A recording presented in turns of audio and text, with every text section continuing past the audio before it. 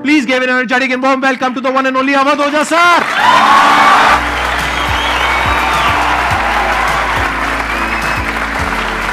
Hello sir, क्या हाल चाल? बैठिए जी, बैठिए। आइए। Thank you. इससे पहले कि ऑडियंस आपसे कुछ क्वेश्चंस पूछे, मेरे माइंड में एक क्वेश्चन आ रहा है। आईएएस में कितने लोग हैं जो हर साल उसके लिए अपीयर करते हैं? 5 से 6 लाख के आसपास। और सीट्स कितनी है? 1000 अप्रोक्सीमेटली। तो जिनका हो जाता है उनके बारे में तो सब बात करते हैं, जिनका नहीं होता है, जिन्होंने पूरी जान लगाई और जिनका नहीं हुआ, उनका क्या होता है? उनके रिश्तेदार उनकी चिंता करते हैं। वो फिर उनकी चिंता करते हैं। नहीं, मैं आ रहा हूं, मैं आपके क्वेश्चन पे आ रहा हूं। ये पॉइंट इंटरेस्टिंग है, मैं समझना चाहूंगा कैसे। मैं बताऊं। हाँ। मैं दोनों मुद्दों पे बता। हम सब हारने से डरते हैं, और मजेदार बात है कि वो डर हमारी हार की वजह बनता है। 98% केसेस में हारने से क्यों डरते हैं? क्योंकि हम जानते हैं अगर हम हारेंगे तो वो जो पीछे 3 लोग बैठे हैं ना, रिश्तेदार, रिलेटिव्स और फ्रेंड, वो जीने नहीं देंगे। आप जब भी आईएएस की तैयारी करें, पहला अटेम्प्ट आपका सीरियस अटेम्प्ट होना चाहिए। आपने तैयारी किया, बेसिक्स तैयार किए, आपने एडवांस कोर्स तैयार किया, आपने कम से कम मेंस के 1000 आंसर्स लिखे हैं और मिनिमम 10,000 प्रीलिम्स के क्वेश्चंस आप सॉल्व कर चुके हैं, तब आप एग्जाम देने जाइए। सिर्फ एक अटेम्प्ट दीजिए। जिसने भी पहला अटेम्प्ट सीरियस दिया, उसको दोबारा तैयारी नहीं करनी पड़ती, रिवीजन करना पड़ता है। भाई आप देखो ना, जितने सारे सेलेक्ट लड़के होते हैं उसमें बहुत सारे नौकरी कर रहे होते हैं, जॉब कर रहे होते हैं। कुछ लोग मुझसे पूछते हैं, सर जॉब करते वक्त तैयारी हो सकती है? नहीं, जॉब करते वक्त तैयारी तो नहीं हो सकती, जॉब करते वक्त रिवीजन हो सकता है। 3 hours per day, 4 hours per day. तो मेरी एडवाइस ये है, क्योंकि ये एक बहुत रिस्की खेल है ये। मैं खुद ही बाहर हुआ, और फिर मैं कितने लोगों को देखता हूं जो 5-5, 6-6 अटेम्प्ट के बाद बाहर होते हैं। तो जिनको भी इस गेम में शामिल होना है, एक अटेम्प्ट सीरियसली आपका होता है, बहुत अच्छा है। आपको मैक्सिमम रिस्क लेना है तो आप 2 ले लो, उसके बाद अपना काम शुरू करो, जो आपका सेकंड लाइन थॉट था। कोई लॉयर बनना चाहता है, कोई मेडिकल लाइन में जाना चाहता है, कोई मतलब जो भी आप एंटरप्रेन्योर बनना चाहते हैं, आप करो, लेकिन अपने वो रिवीजन वाले 4 आवर बचा के रखो। आपने कितने अटेम्प्ट्स दिए थे सर? 4 अटेम्प्ट्स आपने दिए थे। और आपने कहीं से कोचिंग ली थी, यानी लाखों रुपए दिए थे कोचिंग में? नहीं, तब लाखों नहीं थे, तब हजारों थे। अच्छा, हजारों रुपए आपने खर्च करे थे, और आप एक मिडिल क्लास बैकग्राउंड से थे। तो टोटल 4 साल में आपका कितना पैसा लग गया होगा? रहना, खाना, पीना, और आपने तो पूरी तैयारी करी होगी, साथ में कुछ और नहीं किया होगा? I think so. कुछ नहीं किया, बिल्कुल। तो कितना आपका 4 साल में अच्छा खासा पैसा? 5-6 लाख रुपए लगे। 5-6 लाख रुपए उस समय लगे। आज के समय पे अगर किसी को कोचिंग लेनी है तो आई थिंक इससे 3-4 गुना, 5 गुना आराम से लगेगा। आराम से लगेगा। तो 15-20 लाख रुपए उस इंसान का लग गया, और वो है एक मिडिल क्लास बैकग्राउंड से। अब वो कहीं ऐसा तो नहीं कि वो ना यहाँ करा ना वहां करा 4-5 साल बाद? हाँ, वही मैंने कहा कि अब आप, जब हमारे समय तो ठीक था, अब आप रिस्क पूरा नहीं ले सकते। You have to be cautious. अब इनको कॉशियस होना पड़ेगा कि ठीक है, जैसे बड़े सारे लड़के क्या करते हैं, वो 1-2 अटेम्प्ट ऐसे ही देते हैं। अब तो इनके पास 6 अटेम्प्ट है। ओबीसी हैं तो और ज़्यादा है, SC ST हैं तो और ज़्यादा है। और मैं कहूँगा आप किसी भी कैटेगरी से आते हैं, आप 2 अटेम्प्ट से ज़्यादा कभी मत मानिए।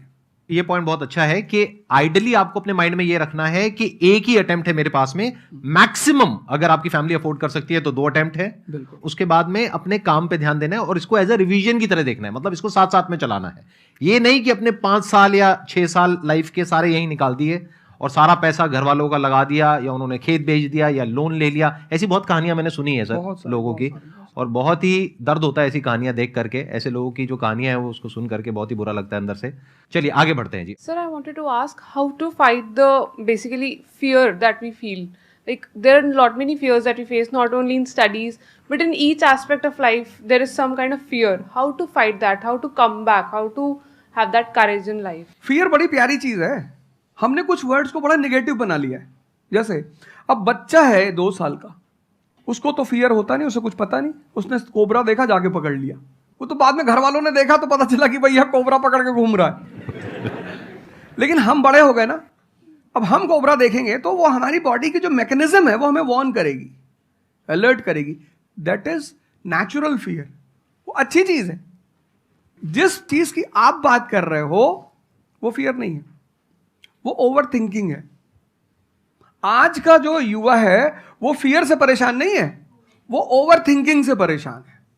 अब ये ओवर थिंकिंग क्यों है, उस फैक्टर पे आते हैं। ओवर थिंकिंग की वजह क्या है? ओवर थिंकिंग की वजह यह है कि आज का समाज इतना एक्सपैंड कर चुका है। You are outside your house, तुमको तुम्हारी दोस्त मिल गई कि मैं कल लंदन से आई, क्या लाइफ है लंदन में यार, और मैं तो ये कर रही वो कर रही। आपको लगा हम ही पागल है यार, आईएएस की तैयारी कर रहे। फिर शाम को किसी फ्रेंड का फोन आ गया कि मैं तो अब ऑस्ट्रेलिया जा रही हूँ, मैं तो वहीं सेटल हो जाऊंगी। 90s में हमारे पास इतने स्कोप नहीं थे। हमारी जो लाइफ थी वहां ओवर थिंकिंग इसलिए नहीं थी, आपने भी सर देखा होगा, क्योंकि हमारे पास इतने स्कोप नहीं थे। आज तुम्हारी जनरेशन में यू हैव मल्टीपल फील्ड्स, मतलब इतने सारे फील्ड्स ओपन है। तो जब तुम घूम के चारों तरफ देखते हो और तुम देखते हो कि तुम्हारे ही साथ के लोग बड़ी सारी फील्ड में एक्सेल कर रहे हैं, काम कर रहे हैं, अर्न कर रहे हैं, तो तुम्हारा दिमाग भागना शुरू करता है। फिर क्या होता है, हमारे पेरेंट्स हमसे ज्यादा ओवर थिंकिंग करते हैं, क्योंकि बड़े हमको लेकर कॉशियस होते हैं। हाँ। एक हमने ओवर थिंकिंग की, हम अपना संभाल लें किसी तरह। हम घर के अंदर गए, मम्मी रो रही है कि वो निशा मिली थी, 20 लाख का पैकेज है उसका। दूसरा प्रेशर तुम्हारे ऊपर आ गया। ये जो प्रेशर हम मल्टीपल फेस करते हैं, तो एक तुम्हारा प्रेशर, एक माँ बाप का प्रेशर।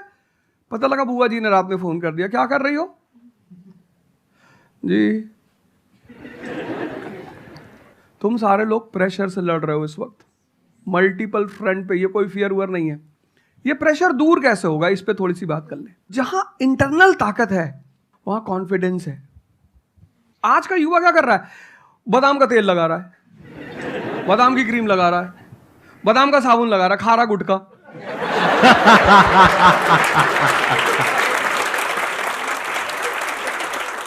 आप लोगों को चूंकि हर तरफ प्रेशर झेलना है, तो प्रेशर झेलने का सबसे अच्छा तरीका होता है इंटरनल पावर।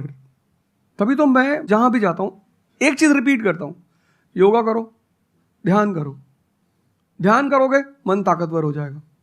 सर, आपने जैसे कि अभी बोला कि मेंटल स्टेट के लिए एक्सरसाइज करो, योगा करो। तो पहले तो मैं फिजियोथेरेपिस्ट हूँ, ठीक है। मैं सुबह से मतलब योगा एक्सरसाइज है मेरा डेली रूटीन है, करना भी और कराना भी। उसके बाद भी at the end of the day मैं डिप्रेस हो जाती हूँ। ये नहीं कि मन नहीं लगता, इस चीज़ में ही मन लगता है, फैमिली से भी पूरा मन लगता है, ठीक है। उसके बाद भी end of the day depress हो जाती हूँ। तो उसको डिप्रेशन कैसे कम करी जाए? हम किसके साथ रहते हैं वो बहुत इंपॉर्टेंट है। मेरे एक दोस्त मेरे साथ आ रहे थे आज से करीब 7-8 साल पहले, धौला कुआं से। रात का टाइम था और हम दोनों, मैं गाड़ी चला रहा था, हम इंडिया गेट के सामने से निकले तो उन्होंने मुझसे कहा कि अब हम बुढ़े हो गए हैं। मैंने गाड़ी रोकी, मैंने कहा उतरो। तो उन्होंने कहा कि क्या हुआ? हमने कहा उतरो, तो उतरो जरा। तो उतर गए, मैंने दरवाजा बंद करो, चले गए। आज तक मैंने उनसे बात नहीं की। वो मुझसे पूछते हैं आज, अब तो खैर बात ही नहीं होती, पर वो बहुत उन्होंने कोशिश की कि अवध क्या हुआ, तुम दिन भर अपने आप को मोटिवेट करती हो, काम करती हो, जब तुम वापस घर में आती हो, अपने समाज में जाती हो, तो सब तुम्हारे मेंटल स्टेटस का थोड़ी है, वो तुम्हारी सारी ऊर्जा को खींच लेते हैं। इसीलिए तो माँ बाप हमारी संगत पे बड़ा ध्यान देते हैं। तुम्हें लगता होगा कि माँ बाप कितने बदमाश हैं, माँ बाप भगवान हैं। उनका एक्सपीरियंस तुम अपने दोस्तों को लेके जाया करो उनके सामने। कोई अल्ट्रासाउंड क्या करेगा जितना माँ बाप करते हैं, कोई स्कैनर क्या करेगा, सही बात है, देख के कोई 2 फोटो मिनट कैमरा में क्या फोटो खींचेगी, देख के बता देते हैं। बहुत बहुत दुष्ट है ये, इसकी आंख के नीचे देखो यहाँ निशान है, बहुत दुष्ट है ये। और वो लॉजिक भी बड़ी अच्छी सी देते हैं, कोई कुछ भी देते हैं लेकिन बड़ा अच्छा सा लॉजिक देते हैं। तो ये हमारे साथ होता है। इसलिए हमें पहले गुरुकुल भेजा जाता था, और आज की हमारी सोसाइटी इसको सिर्फ नेगेटिव दिखाई पड़ रहा है। मैं अभी अब घर गया था, हमसे लोग कह रहे भैया 24 का चुनाव लड़ोगे? मैंने कहा यार पॉलिटिकल पार्टियां कह रही कि तुम सीधे प्रधानमंत्री बन जाओ। अननेसेसरी परेशान किए हुए, अननेसेसरी दूसरों से मत। और ये एक जगह का नहीं है, ये यूनिवर्सल हो चुका है। तुमने कह दिया कि मैं आईएएस की तैयारी कर रही हूँ, अरे नहीं होता किसी का। तिवारी जी की लड़की दी थी, 2 साल बाद पागल हो गई। तुम इतने डिप्रेस समाज में रह रहे हो। वो तो महेश्वरी जी जैसे लोग हैं जिन्होंने बहुत लोगों को जिंदा कर रखा है। Thank you sir. जब आपको कोई सहारा नहीं होता, आपने टाइप किया संदीप महेश्वरी, एक वीडियो आ गया, आप रिलैक्स हो गए। जब आप इन्हें सुनते हो तो आपका टेम्परेचर हाई होता है, तो एक ही आदमी को आप सुनते हो ना जिससे टेम्परेचर हाई हुआ, हमको सुन लिया कुछ ज्यादा ही हाई हो गया। लेकिन 2 लोगों को छोड़ दो, 3 लोगों को छोड़ दो, 4 लोगों को, ऐसे 10-12 लोग हिंदुस्तान में है, पॉपुलेशन 1 बिलियन 50 करोड़, तो तुम 10 लोगों को सुनो और बाकी जो तुम्हारे साथ 500 जुड़े हैं वो तुम्हें तो नीचे ही ले जा रहे हैं। इससे बचो, अपनी सर्कल को थोड़ा सा रिजर्व करो। तुम किससे बात करते हो, कौन सा लिटरेचर पढ़ते हो, लिटरेचर पर ध्यान दो। जैसे मैं रश्मिरथ पढ़ता रहता हूँ, खाली हुआ, प्रसादों के कनकाब शिखर होते कबूतरों के ही घर। ये जो बड़े बड़े मकान हैं, कभी किसी बाज को यहां रहते हुए देखा? कबूतर रहते हैं। क्या लाइन है, प्रसादों के कनकाब शिखर, कितने मतलब महलों के जो बड़े बड़े शिखर, उसमें सिर्फ कबूतर रहते हैं। प्रसादों के कनकाब शिखर होते कबूतरों के ही घर, महलों में गरुड़ न रहता है, कंचन पर कभी न सोता। कंचन मतलब सोना। लग्जरी नहीं चाहिए। तुम लोग इतनी लग्जरी चाहते हो, लग्जरी आदमी को मेंटली कमजोर बनाती है। मैं आश्रम में था, मैंने ज्यादा खाना खा लिया। मेरा एक नियम है, नो एक्सरसाइज नो फूड। मतलब अगर मैं एक्सरसाइज नहीं करूंगा तो मैं खाना नहीं खाऊंगा। वहां एक बाबा जी, वो प्रेम में उन्होंने घी पे घी डालते चले, मैंने कहा खा लो। फिर वो हुआ कि भाई यहाँ घूमेंगे, चारों तरफ जंगल है, डरा दिया इन लोगों ने। एक बार एक भालू एक आदमी की टांग काट के ले गया। अरे मैंने कहा आज कोई भालू वालू नहीं आएगा, मैं जाऊंगा। फिर मैंने 4-5 लोगों को तैयार किया अपने साथ, उनको थोड़ा मोटिवेट किया कि जंगल में घूमने से ऑक्सीजन लेवल बढ़ता है। वो लोग भी तैयार हो गए कि चलो। तो हमारे साथ एक साहब अमेरिका से आए हुए थे, वो भी वॉक करने निकले, बोले हम भी चलेंगे। मैंने कहा भाई साहब क्यों जा रहे हो? कहते हम भी चलेंगे। मैं उनका नाम नहीं लूंगा। 1 किलोमीटर के बाद उन्होंने मुझसे कहा मेरे बैग में यहाँ बहुत पेन हो रहा है। 1 किलोमीटर। तुम लोगों ने पता है अपने आप को कष्ट देना छोड़ दिया है। You are dying for luxury, you have become weak physically and mentally. थोड़ा थोड़ा सा कष्ट दो अपने आप को, थोड़ा टेम्परेचर हाई रखो, थोड़ा बड़े टेम्परेचर वालों के साथ रहो। हमने अपने आप को कष्ट, हम कौन सी नॉवेल पढ़ रहे हैं? Half girlfriend. अच्छी है, अच्छी है, अच्छी, मैं ये नहीं कह रहा हूं, मैं कुछ बोल देता हूं। अच्छी है मतलब आपने पढ़ी है।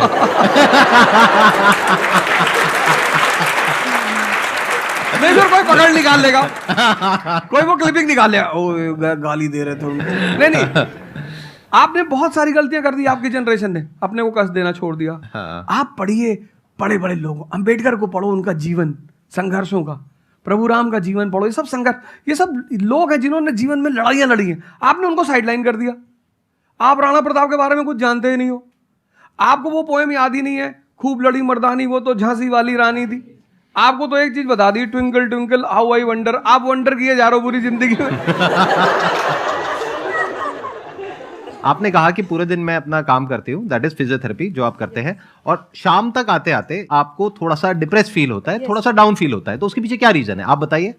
जैसे कि मैं बाकी पेशेंट देखती हूँ पूरा दिन में, हाँ। बट जब मैं घर पे आती हूँ तो मैं अपने मम्मी पापा को देखती हूँ। ठीक है। जो मैं उनको कहती हूँ कि आपको ये एक्सरसाइज करनी है, ये करना है, आपके लिए ये ज़रूरी है, वो ये नहीं करते।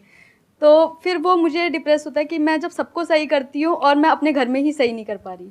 आप सबको सही नहीं करते हो, आप उन लोगों को सही करते हो जो आपके पास आते हैं। हाँ एग्जैक्टली। तो अगर आपके पेरेंट्स सही नहीं होना चाहते हैं तो उनको कौन सही करेगा?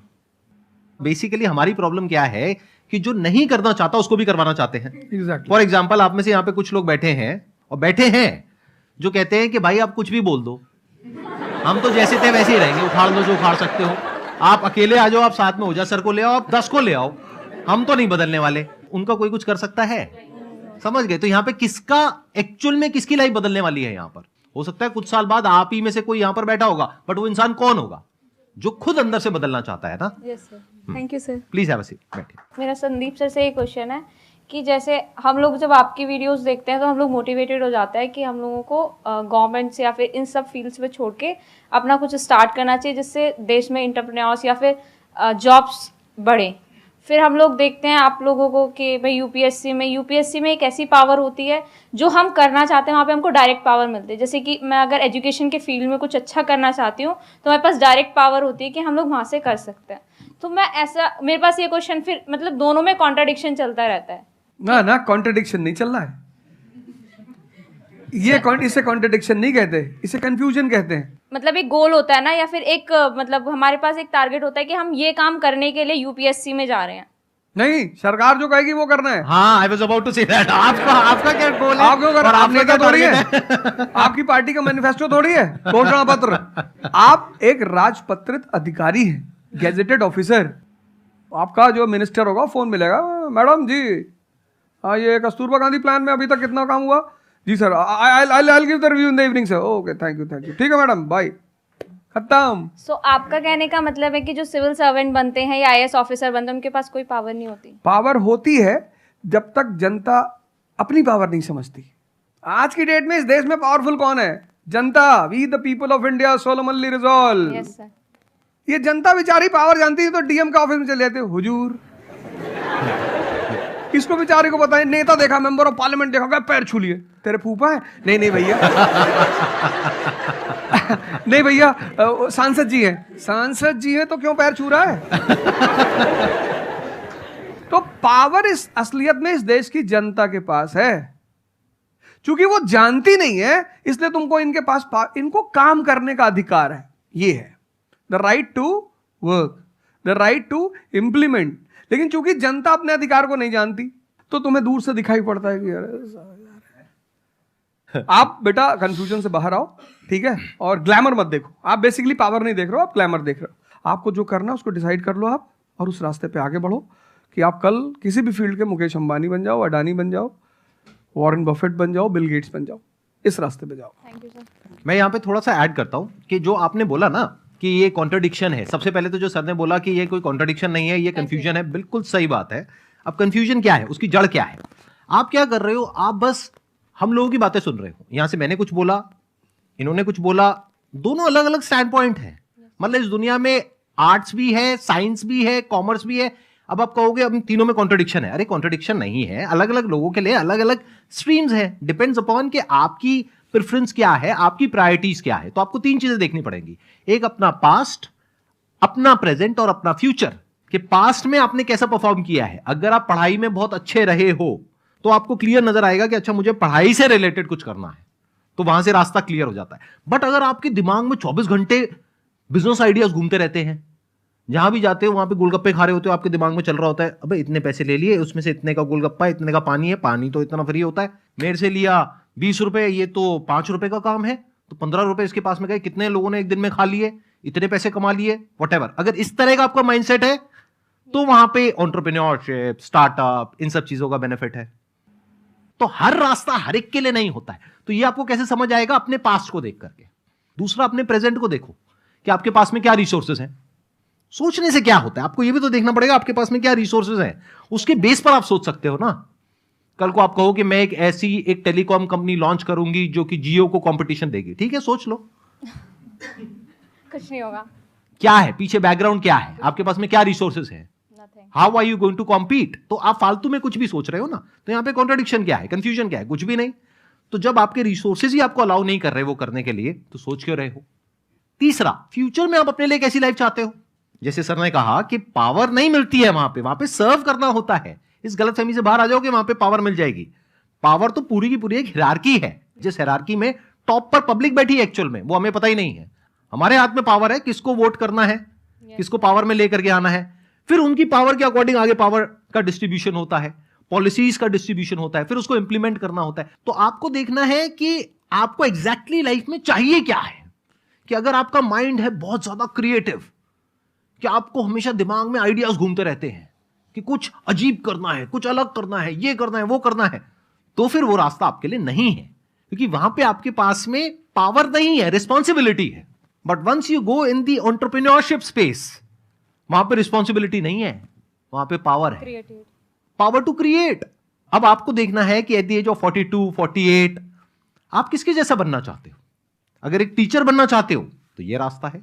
उसके अलावा जिन्होंने यूपीएससी को क्रैक किया है उन लोगों का आप लाइफस्टाइल देख सकते हो। वैसे बनना चाहते हो, बहुत बढ़िया। मेरे जैसा बनना चाहते हो, बहुत बढ़िया। किसी और के जैसा बनना चाहते हो, बहुत बढ़िया। बट किस बेस पर?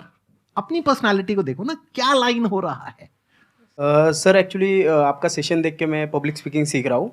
तो कॉन्फिडेंस बढ़ाने के लिए जो आसपास के स्कूल है ना, स्कूल क्लासेस जो है उनके पास मैं जाता हूँ बच्चों को थोड़ा सा ये करने के लिए। तो मैं जाके वहाँ पे रश्मि रथवी सुनाता हूँ, मेरे को आती है थोड़ी थोड़ी, तो मैं वो सुनाता हूँ। छत्रपति शिवाजी महाराज के बारे में सुनाता हूँ। तो उन बच्चों का मैंने थोड़ा नोटिस किया, तो वो क्या कह रहे थे मुझे कि सर जो टीचर है अभी जो सिखा रहे वो बस सब्जेक्ट के बारे में बताते हैं और बोरिंग तरीके से सिखाते हैं, ना कोई एक्स्ट्रा कुछ एक्टिविटी नहीं करवाते, कुछ नहीं करवाते। और जब ऐसा कोई एडिशनल गेस्ट आता है जो कुछ एडिशनल सिखाता है तो उनका माइंडसेट थोड़ा चेंज होता है कि सामने वाले टीचर से भी वो वही एक्सपेक्ट करते हैं। तो मुझे कभी कभी लगने लगा है कि मैं जाके गलत कर रहा हूँ या वो टीचर का वो स्टूडेंट का देखने का नज़रिया बदल रहा है, तो वो वहीं से वो एक्सपेक्ट कर रहा है और उनका मन वहीं पे नहीं लग रहा है वो सब्जेक्ट में। तो अभी मैं क्या काम करने के दो तरीके हैं। एक, आपको काम करना ही है, कोई ऑप्शन नहीं है। एक है आप किसी भी कीमत पे काम करना चाहते हो। जैसे मैं किसी भी कीमत पर पढ़ाना चाहता ही हूं। इसने मुझे इज्जत दिया, सम्मान दिया, प्रेम दिया। मैं एक शादी में गया था 2 दिन पहले, लोग दूल्हे उल्हे को छोड़ के मेरे पास आ गए। दूसरा बेचारा फ्रस्ट्रेशन में आ गया कि यार हमसे मैसेज किया हुआ तुम यहाँ से चले जाओ। मतलब उनके भाई ने मुझे मैसेज किया, बड़े भाई ने कहा वो यार तुम यहाँ से जाओ, शादी नहीं हो रही है।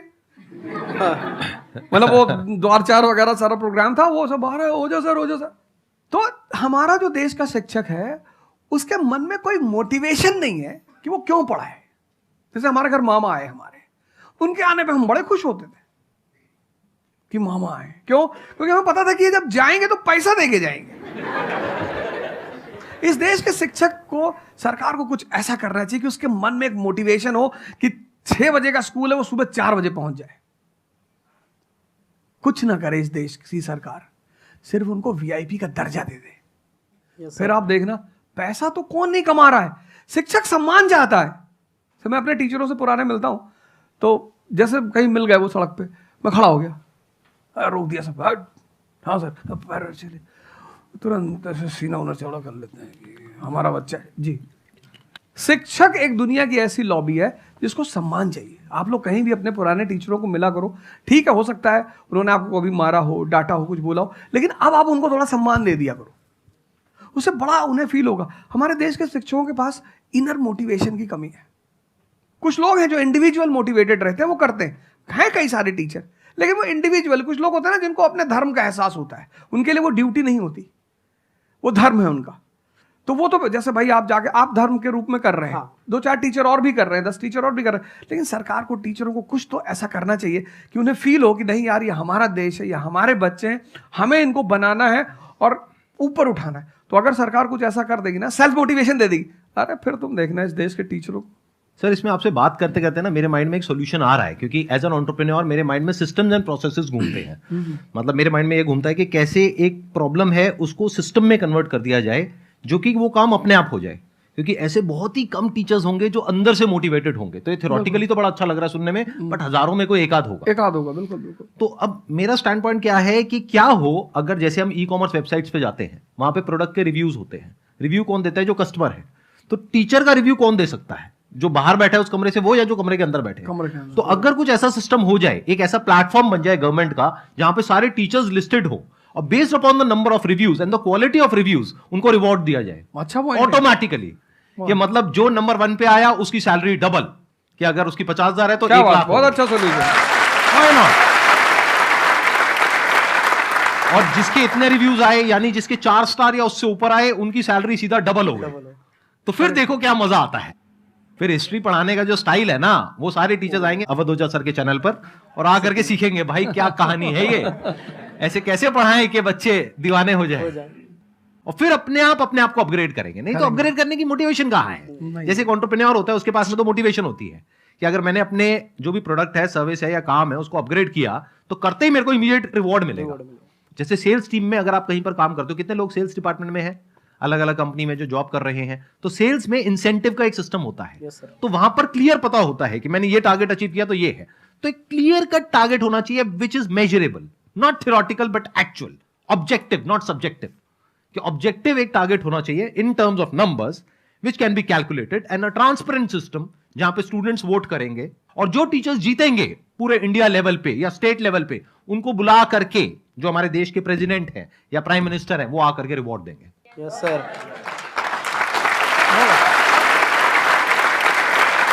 Thank you so much sir आने के लिए यहाँ पर, दिल से धन्यवाद। मुझे बड़ा अच्छा लगा आपसे बात मुझे करके। बहुत अच्छा लगा यहाँ आके। Thank you so much.